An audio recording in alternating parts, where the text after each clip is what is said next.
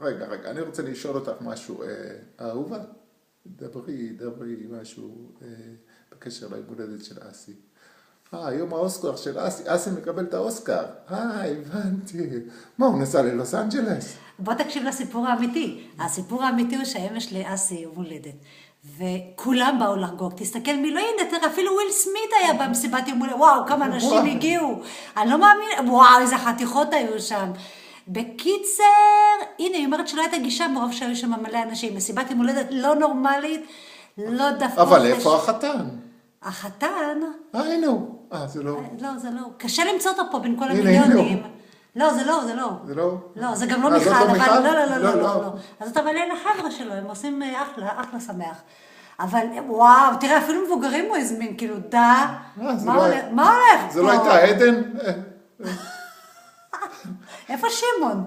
שמעון, הנה, זה עם הצחוק, זה היה בטח שמעון, בטוח. טוב, אז כולם מוסרים לך מזל טוב, אסי. תראה אפילו מ-LA, כל האוסקרים. זה שאיחרת להגיע לשם, מה אני אעשה? אבל בטח אתה נמצא פה בארץ עם הילדות שלך, היפהפיות, ובמיכל, האישה, אחלה, מזל טוב. ומזל טוב!